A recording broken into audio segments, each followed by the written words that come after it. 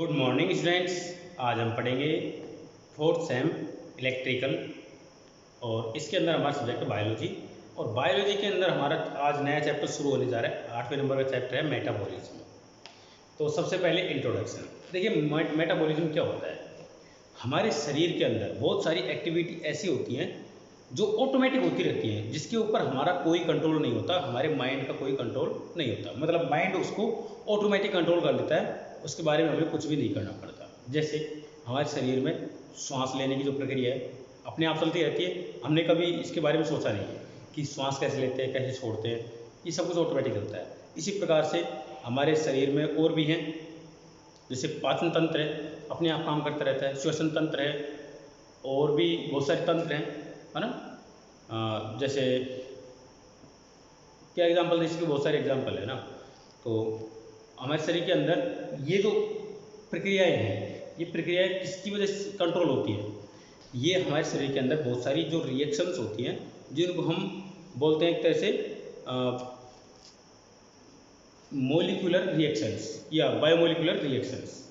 तो उन रिएक्शन की वजह से ये ऑटोमेटिक कंट्रोल होती है। ठीक है, तो यहाँ पर देखिए इसके बहुत सारे फंक्शन हैं इनके। तो यहाँ पर देखो, it is highly systematic activity involving many enzymes in order to accomplish functions. तो बहुत सारे एंजाइम होते हैं जो इन रिएक्शंस को कंट्रोल करते हैं। तो यहाँ पर देखिए क्या क्या काम होता है। यहाँ पर to obtain chemical energy by capturing solar energy और बाय डिग्रेडेशन ऑफ न्यूट्रिशंस। मतलब हमारे शरीर बहुत सारी एनर्जी कैप्चर करता है। कहाँ कहाँ से कैप्चर करता है, देखिए अगर प्लांट है तो वो सोलर एनर्जी को कैप्चर करते हैं, या फिर एक तरह से न्यूट्रिशन जो ज़मीन के अंदर पाए जाते हैं वहाँ से कैप्चर करता है। अगर हम बात करें एक लिविंग ऑर्गेनिज्म जो एक तरह से चल फिर सकता हो, जैसे जानवर हैं, तो वो भी कहीं ना कहीं से एनर्जी कैप्चर करता है, एनर्जी सेव करता है, एनर्जी ग्रहण करता है। वो कहाँ से ग्रहण करता है, हो सकता है वो किसी दूसरे एनिमल से ग्रहण करता हो, ठीक है, या किसी पेड़ पौधे से ग्रहण करता हो, कैसे भी करके वो एनर्जी ग्रहण करता है। दूसरा है conversion of nutrition molecules into the molecules that are the basic component of the cell. तो देखिए जब हमारा शरीर भोजन ग्रहण करता है, भोजन ग्रहण करने के दौरान हम जो भी भोजन ग्रहण करते हैं वो जिस फॉर्म में होता है, हमारे शरीर को उस तरीके का नहीं चाहिए होता है। तो हमारे शरीर के अंदर बहुत सारी प्रक्रियाएं ऐसी होती हैं जो हमारे शरीर को जिस तरीके से चाहिए होता है उसमें बदल देता है। जैसे कार्बोहाइड्रेट एक बहुत बड़ी चेन मोलिक्यूल होता है, काफ़ी बड़ा। तो इस तरह से जैसे कार्बन, इसमें 10-12 कार्बन हो सकते हैं, इसमें कहीं पे O जुड़ा है, इस तरह से H है, H है, H H H, इस तरह से जुड़े रहते हैं। हो सकता है यहाँ पर डबल O जुड़ा हो, या कुछ इस तरह से जुड़े होंगे। इस तरह से बहुत सारे मॉलिक्यूल जुड़े होंगे। अब इसको हमने ग्रहण तो कर लिया, मान लो जहरीला भी नहीं है ये हमारे शरीर के लिए, लेकिन इसको ऐसे कैसे हमारा शरीर पचा नहीं पाएगा, काम नहीं ले पाएगा। तो इसको काम में लेने के लिए क्या करेगा हमारा शरीर, यहाँ पर एंजाइम रोल में आएंगे और इसको छोटे छोटे टुकड़ों में तोड़ देंगे। तो यहाँ पर जिन छोटे टुकड़ों में तोड़ता है उसका एक खास नाम होता है जिसको हम ग्लूकोज बोलते हैं, C6H12O6। इस फॉर्मूले के तौर पर जो मॉलिक्यूल बनता है उसमें तोड़ देता है। अब ये जो मॉलिक्यूल है ये हमारे शरीर में ग्लूकोज के रूप में हमारे शरीर में जमा हो जाता है और ये एनर्जी की तरह काम करता है। जैसे हमारे शरीर की जरूरत होती है इसी की जरूरत होती है, ठीक है। इसके अलावा और भी बहुत सारी चीज़ होती है, जैसे विटामिन्स हैं, उसके अलावा फैट है, लिपिड्स, उसके अलावा वाटर है, और भी बहुत सारे माइक्रोन्यूट्रिएंट्स होते हैं जो हमारे शरीर की ज़रूरत के अनुसार होते हैं। तो वो चीज़ जो बड़े मॉलिक्यूल्स होते हैं उनमें से तोड़ तोड़ कर या काट काट कर हमारे शरीर उनको अपने आप निकाल लेता है ज़रूरत के सामान को, ठीक है। बाकी को ये कचरे के रूप में एज ए वेस्ट हमारे शरीर से बाहर निकाल देता है। तो इस शरीर से जो बाहर निकालने की जो प्रक्रिया होती है ये भी ऑटोमेटिक है। और ये जो सारे चीज़ें निकाल रहे हैं, जो भोजन हमने ग्रहण किया उसमें से जो पदार्थ निकल रहे हैं तरह तरह के, वो भी ऑटोमेटिक है, वो ऑटोमेटिक चल रही है, हमारे शरीर उसको ऑटोमेटिक कर रहा है। इसलिए ये भी क्या है, मेटाबॉलिक एक्टिविटी है। और जो कचरा शरीर से हमारे बाहर निकल रहा है, जैसे हम पेशाब करते हैं उस दौरान कचरा बाहर निकलता है, या फिर हम मल त्याग करते हैं उस दौरान भी कचरा बाहर निकलता है। तो वो भी एक क्या है, मेटाबॉलिक एक्टिविटी है, इसके ऊपर हमारा बस नहीं रहता। ठीक है, नेक्स्ट पॉइंट है conversion of simple molecules into complex micromolecules and cell components. तो इसके बारे में हमने बात कर ली कि कोशिकाओं को जिन चीज़ों की जरूरत होती है उसके अनुसार ये अपने आप कन्वर्ट कर लेते हैं। और last point synthesis and degradation of biomolecules essential for various functions of a cell. तो कोशिकाओं को जिस चीज़ की जरूरत होती है उसके अनुसार यहाँ पर उनको बना दिया जाता है। जैसे हमारे पास में यहाँ पर बहुत सारे ये तत्व टूट कर आ गए, लेकिन हमारे शरीर को कुछ और तत्वों की जरूरत है, तो इनसे जुड़कर वो तत्व बन जाते हैं या फिर इनमें से भी डायरेक्ट निकाल लिए जाते हैं। ठीक है, और फिर इनका डिग्रेड भी किया जाता है और कई बार इनको बनाया भी जाता है। ठीक है, इनको फॉर्म भी किया जाता है, डिग्रेड भी किया जाता है। तो ये सारा काम होता है मेटाबॉलिक एक्टिविटीज़ के अंदर, ये ऑटोमेटिक चलता रहता है, इसके ऊपर किसी का कंट्रोल नहीं होता। अगर आप इनके साथ छेड़छाड़ करते हैं तो फिर क्या होता है, हमारी जो बॉडी है एक तरह से हमको लगने लगता है कि जैसे बीमार हो गई हो। एग्जाम्पल के तौर पर अगर हम 3 दिन तक मल त्याग नहीं करेंगे तो हमारे शरीर का क्या सिस्टम हो जाएगा, हमारे शरीर की हालत ख़राब हो जाएगी, ना हमारा ठीक से माइंड काम करेगा, ना बॉडी काम करेगी, और तो और बाकी जो शरीर के पूरे ऑर्गन्स हैं उनके ऊपर भी इसका बहुत ही ज़्यादा नेगेटिव इफेक्ट आएगा। ठीक है, तो यहाँ पर एक मेटाबॉलिक एक्टिविटी की गड़बड़ होने की वजह से पूरा शरीर के जो सारे तंत्र होते हैं, तंत्रिका तंत्र हो या सारे तंत्र होते हैं, ऑर्गन सिस्टम है, सारा उसका जो कंट्रोल है वो खराब हो जाता है। ठीक है, तो यहाँ पर देखिए the entire living world can be differentiate into 2 following categories on the basis of mode of or form in which carbon is obtained from the environment. तो यहाँ पर जो पूरा संसार में जो भी जीवित प्राणी हैं वो कार्बन को भोजन के रूप में ग्रहण करते हैं। तो कार्बन को किस तरह से ग्रहण कर रहे हैं उसके आधार पर इनको 2 तरीके से बांटा गया है। तो सबसे पहला है ऑटोट्रॉफ्स, जा रहा हूं यहां पर ऑटोट्रॉफ्स।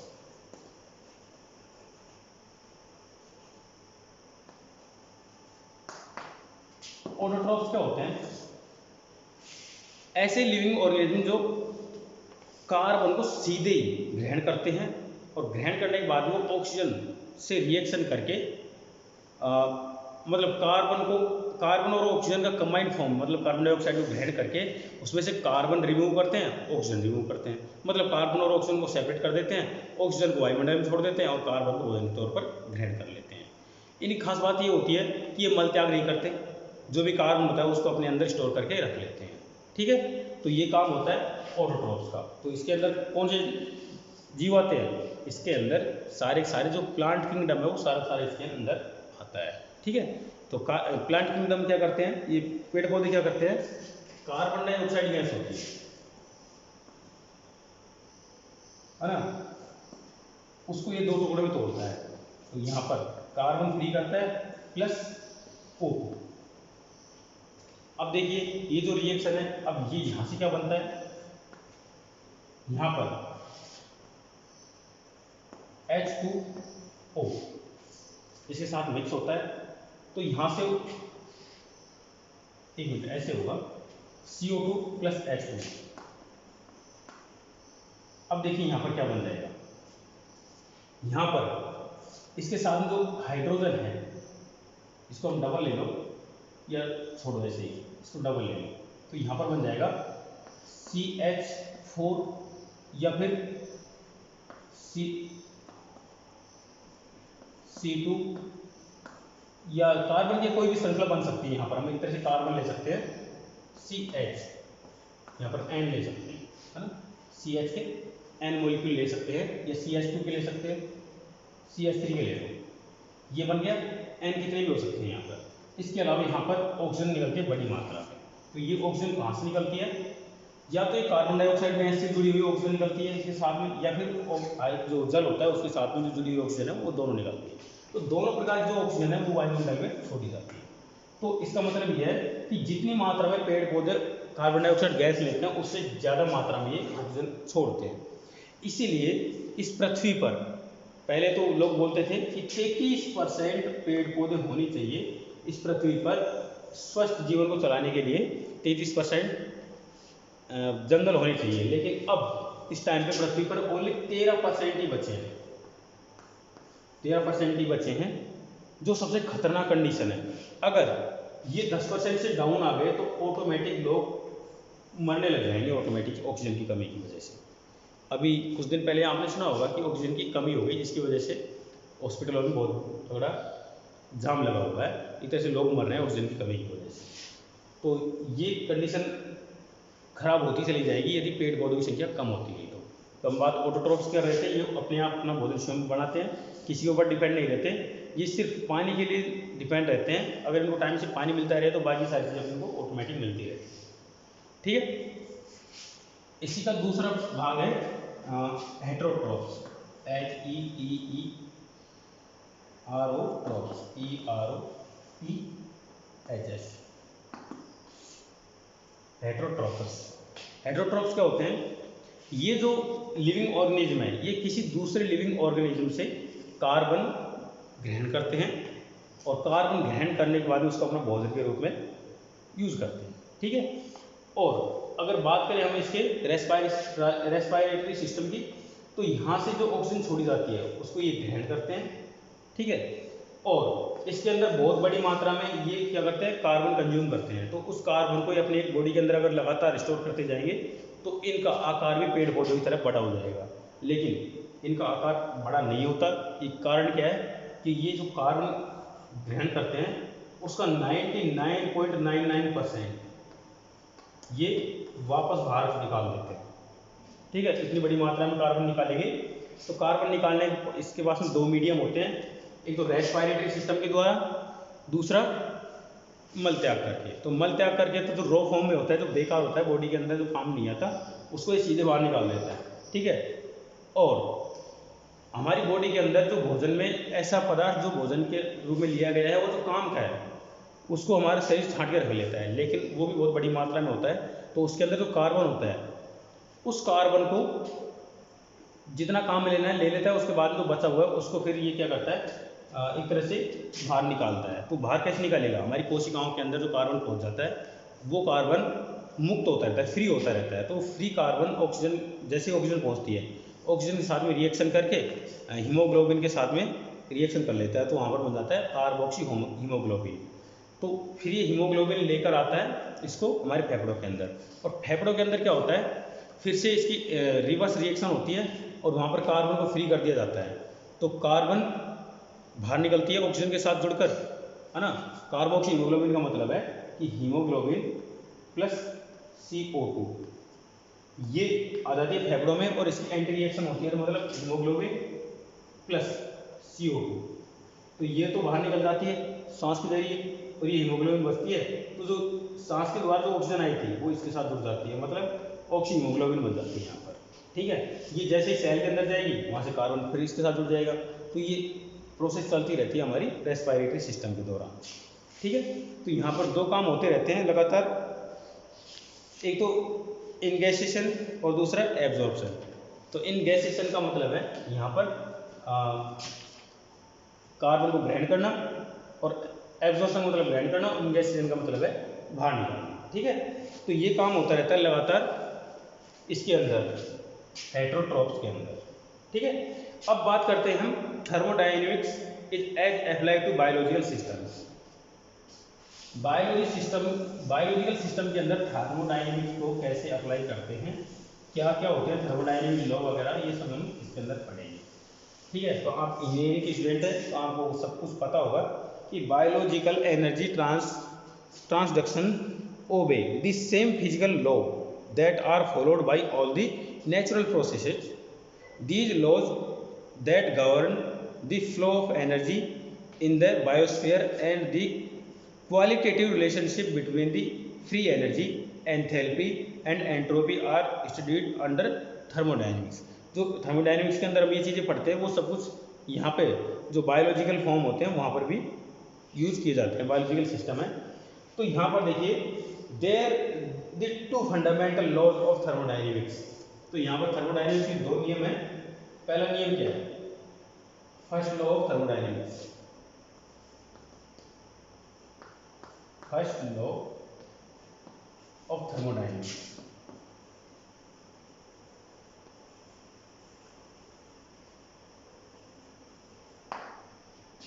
देखिए ये नियम क्या कहता है, एक तरह से एनर्जी कंजर्वेशन लॉ है, ये ऊर्जा संरक्षण का नियम है। इसके इसके कथन के अनुसार कि ऊर्जा को ना तो नष्ट किया जा सकता, न ही बनाया जा सकता है, इसे एक रूप से दूसरे रूप में परिवर्तित किया जा सकता है। एग्जाम्पल के तौर पर एक पौधा है, सूर्य से ऊर्जा ग्रहण करता है और अपना विकास करता है। उस पौधे को एक खरगोश ने खा लिया, पूरे पूरे पौधे को, तो उस पौधे के अंदर जो भी ऊर्जा थी वो चली गई खरगोश के अंदर। ठीक है, पौधे के अंदर जिस प्रकार की भी ऊर्जा थी, अब वो ऊर्जा कैसे भी तरह से बदलकर खरगोश के अंदर चली गई। अब वो ऊर्जा खरगोश के अंदर कैसे काम में आएगी, वो यांत्रिक ऊर्जा के रूप में आएगी। उसकी जो मांसपेशियाँ हैं, वो मांसपेशियाँ उसको चलाने फिराने दौड़ाने बाकी सारे काम करने के लिए उसको ऊर्जा प्रोवाइड करवाएगी। तो ऊर्जा एक तरह से बदल गई, उसके अंदर एक तरह से रासायनिक ऊर्जा के अंदर मौजूद थी, अब वो उसके अंदर एक तरह से यांत्रिक ऊर्जा के रूप में बदल गई। ठीक है, तो ये होता है ऊर्जा संरक्षण का नियम या फर्स्ट लॉ ऑफ थर्मोडायनेमिक्स। इसका मतलब ये है कि ऊर्जा है वो निश्चित है, कभी खत्म नहीं होगी, वो कहीं न कहीं पे एक रूप से दूसरे रूप में बदल जाती है। जैसे हम लकड़ी को जलाते हैं, लकड़ी के अंदर जो ऊर्जा मौजूद होती है वो ऊर्जा निकल जाती है बाहर ऊष्मा के रूप में। ज़्यादातर जब कोयला जलता है तो ऊष्मा के रूप में निकल जाती है। ठीक है, तो वो एक ऊर्जा का क्या हो गया, एक रूप से दूसरे रूप में परिवर्तित हो गई। इसी तरीके से जब हम मान लो कोई गेंद है, उसके ऊपर हम ठोकर मारते हैं, तो हमारे पैर के अंदर जो गतिज ऊर्जा मौजूद है, वो गतिज ऊर्जा हम ट्रांसफर करेंगे किसको, बॉल को, तो बॉल काफ़ी दूर तक जाएगी, है ना। तो वो भी क्या हो गया, एक तरह से जो ऊर्जा का स्थानांतरण हो गया, उसमें ऊर्जा नष्ट नहीं हुई है। मतलब हमारे पैर में जो ऊर्जा थी वो ऊर्जा कहाँ चली गई, अब उस बॉल में चली गई। तो इसको बोलते हैं ऊर्जा संरक्षण का नियम। तो सबसे सिंपल नियम यही था। दूसरा नियम है सेकंड लॉ ऑफ थर्मोडायनेमिक्स।